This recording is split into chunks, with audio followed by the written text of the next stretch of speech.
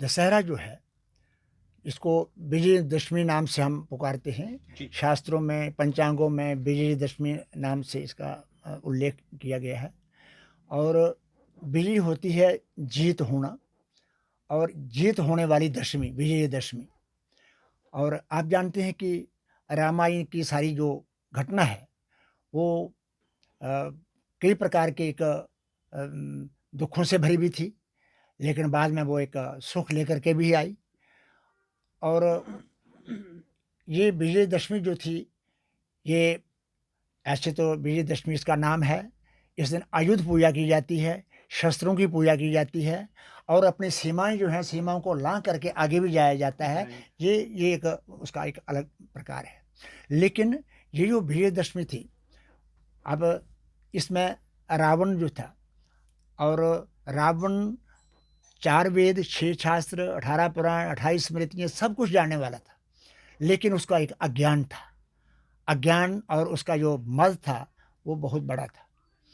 और इसके लिए बहुत हुआ, सीताहरण हुआ। जी, सीताहरण के बाद बहुत बहुत कुछ हुआ। बहुत बड़ा बहुत बड़ा एक युद्ध भी युद्ध हुआ, भी हुआ। और फिर सीता को प्राप्त भी किया गया। सीता ने जंगल में रह करके कई प्रकार के कष्ट भी सहे, और कई अब उस वहाँ पर एक बहुत बड़ी बात देखने वाली है। रामायण हमको जीवन में क्या-क्या नहीं बतलाता। रामायण की जो उपस्थिति है हमारे लिए, वो एक बहुत बड़ी एक चीज़ है।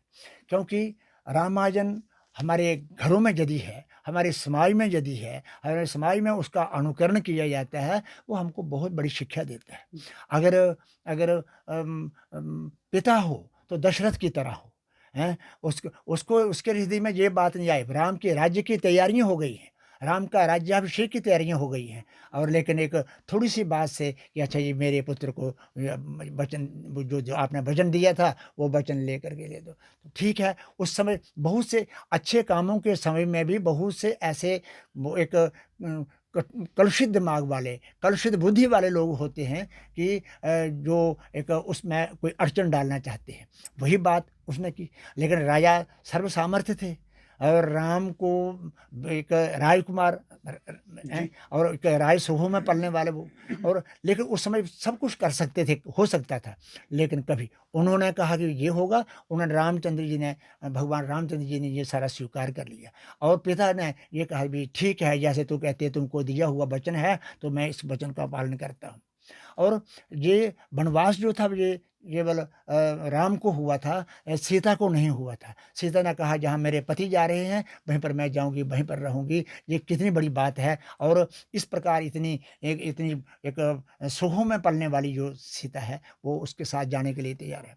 भाई को कोई कुछ नहीं हुआ था, भाई को कोई वनवास नहीं था। उन्होंने कहा भाई अगर मेरा बड़ा वहाँ पर जा रहा है, तो मैं भी वहाँ पर जाऊँगा, और मैं भी इन्हीं के साथ जाऊँगा। और वहाँ पर जा कर के जितने भी वर्ष तक उन्होंने ये एक दुःख भोगे, और दुःख भोगने के बाद जब उनके सहायक आए, और सबसे बड़ा सहायक आया उनमें हनुमान जी। और हनुमान जी ने तो अब कमाल ही कर दिया उसमें, हैं? जो सारा रोल जो था वो भगवान इसका भगवान के साथ जो हनुमान जी का है। हनुमान जी का। और हनुमान जी की तरह दुनिया में कोई भी सेवक नहीं होना है, हैं? कोई भी सेवक नहीं है। इससे उन्होंने सेवकों में सबसे अग्रगण्य एक अपना नाम जो है वो स्थापित कर दिया हनुमान जी ने। और देखो, रावण जो था, रावण अपने आप में इतना बड़ा, जो कितना शास्त्र पढ़े थे, कितने वेद पढ़े थे, लेकिन पढ़ने का मतलब ये नहीं होता कि भई एक दुर्दांत आदमी बन जाए। एक काम वासनाओं में किस प्रकार से ऐसे कर दे, या कुछ प्रकार से ऐसे जनता को या नारियों को इस प्रकार से प्रताड़ित करे, ये ऐसा नहीं था। वो तो रावण जो था, जब अब यदि कोई राजा के पास से कोई वरदान प्राप्त करता है, राजा के पास जाकर के कोई आदमी उससे कोई कोई चीज़ माँगता है और राजा दे देता है, तो इसका मतलब ये नहीं है कि भई अब मैं दूसरी बार जाऊँगा तो मैं सीधा राजा के दरबार में चले जाऊँगा, वहाँ पर अनुमति लेना पड़ेगी फिर दोबारा मुझे वहाँ पर जाने की, क्योंकि राजा का अपना एक विशेष महत्व होता है, बड़े आदमी का बड़ा विशेष महत्व होता है। रावण गया कैलाश पर्वत पर, और वो सीधा जाने लगा अंदर, सीधा जाने लगा, तो उधर जा कर के जो उसका भगवान शंकर के जो नंदीगण हैं, नंदीगण ने रोक दिया। उन्होंने कहा यहाँ पर नहीं रोकना। तो रावण को बहुत बड़ा एक क्रोध आया, गुस्सा आया।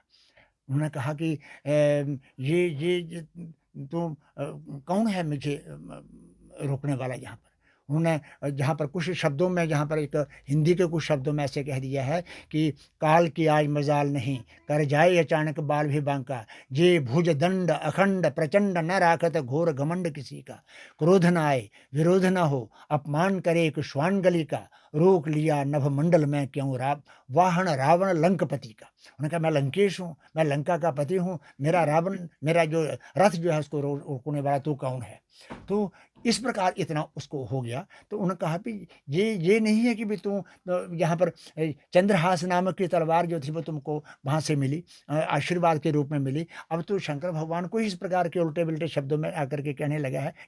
तो ये जो एक अनियमितताएँ होती हैं, अनुशासनहीनता जो होती है, अनैतिकता जो होती है, दुराचार जो होता है, भ्रष्टाचार जो होता है, ये सब प्रकार की बातें जो हैं ये पाप का कारण होती हैं और ये उस व्यक्ति को नष्ट कर देती है।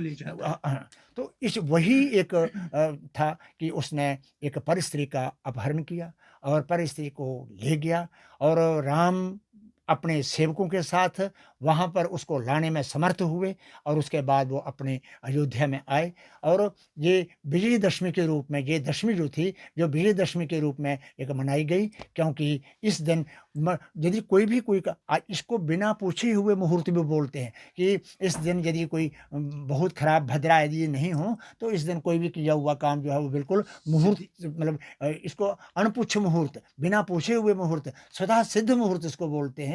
तो ये विजयदशमी का अपने आप में बड़ा विशेष महत्व है और ये दर्शाता है कि इंसान को अपने काम, क्रोध, लोभ, मोह, मद, अहंकार और बुराई के ऊपर अच्छाई का हाँ, प्रतीक है। तो ये बुराई के ऊपर ये सत्यता का प्रतीक है, बुराई के ऊपर एक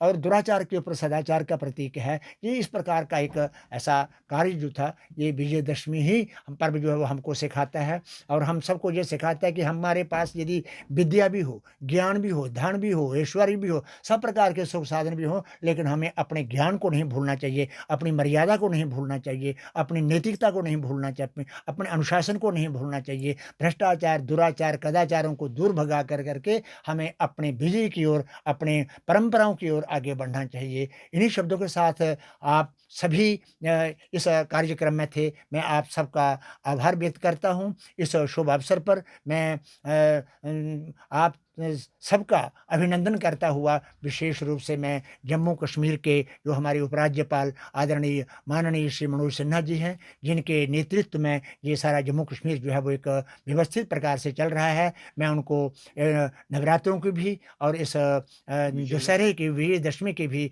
मुबारक देता हूँ कि जिनके द्वारा ये सब प्रकार के किए गए जो एक कार्य हैं और जो विकास के कार्य हैं वो बड़ी प्रकार से अग्रसर हो रहे हैं। मैं उनको प्रणाम करता हुआ और उनको मुबारक देता हूँ। इसके साथ-साथ जो सिटी केबल के जो एक इसके जो निदेशक हैं, इसके जो एक प्रमुख हैं और वो श्री आदरणीय श्री देवेंद्र सिंह राणा जी, मैं उनको भी मुबारक देता हूँ कि आपने आपके चैनल के माध्यम से जिन वस्तुओं का ज्ञान आपने लोगों तक पहुँचाया है, ये ज्ञान वास्तव में एक पुण्य का काम है और आपको यह पुण्य जो है वो दिन प्रतिदिन अग्रसर करे। आपके सभी चैनल के प्रतिनिधियों को भी जो चैनल के जो संचालित करने वाले हैं उनको भी अग्रसर करे। इन्हीं शब्दों के साथ अपनी वाणी को विराम देता हुआ आप सबको, समस्त जनता को इस दशहरे के अवसर पर मैं मुबारक देता हूँ,